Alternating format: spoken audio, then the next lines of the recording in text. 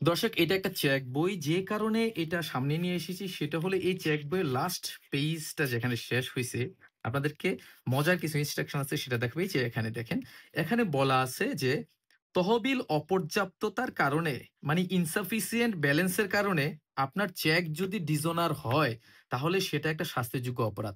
মানে আপনি একজনকে চেক দিয়েছেন টাকা নেয়ার জন্য, তিনি ব্যাংকে গিয়ে দেখলো যে আপনি যত টাকার চেক দিয়েছেন এই চেকটা পাস হচ্ছে না, আপনার অ্যাকাউন্টে ব্যালেন্স নেই।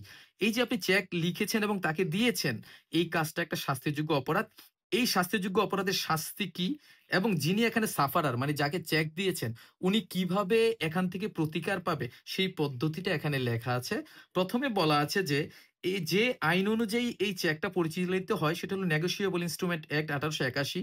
সেই আইন অনুযায়ী এই অপরাধের শাস্তি হলো সর্বোচ্চ ১ বছরের কারাদণ্ড। দেখেন এখানে লেখা আছে, অথবা আপনার যে চেকে বর্ণিত অঙ্ক মানে যত টাকার চেক দিয়েছেন, যদি ১,০০,০০০ টাকার চেক দেন তার ৩ গুণ পর্যন্ত জরিমানার বিধান রয়েছে। মানে ৩,০০,০০০ টাকা আপনার জরিমানা হইতে পারে।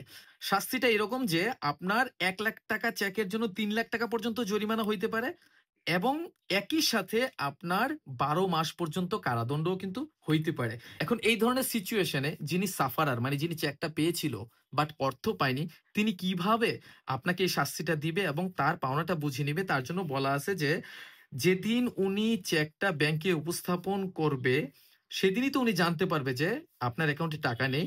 তার পরবর্তী ১৫ দিনের মধ্যে উনি লিখিতভাবে আপনার বরাবর মানে যিনি চেকটা ইস্যু করেছে তার বরাবর এই অর্থ ৳১,০০,০০০ চেয়ে একটা দাবিনামা পেশ করবে। মানে লিখিত দাবি করবে। এবং যেদিন আপনি এই দাবিনামাটা পাবেন আপনার হাতে, তার পরবর্তী ১৫ দিনের মধ্যে আপনি এই চেকের অর্থ তাকে পরিশোধ করতে হবে। যদি না করেন তাহলে এটা শাস্তিযোগ্য অপরাধ বলে গণ্য হবে এবং আপনি ওই ১৫ দিনের মধ্যে এটা যদি পরিশোধ না করেন তাহলে এই অপরাধ সংগঠিত হওয়ার পরবর্তী ১ মাসের মধ্যে উনি আদালতে গিয়ে আপনার বিরুদ্ধে মামলা দায়ের করতে হবে।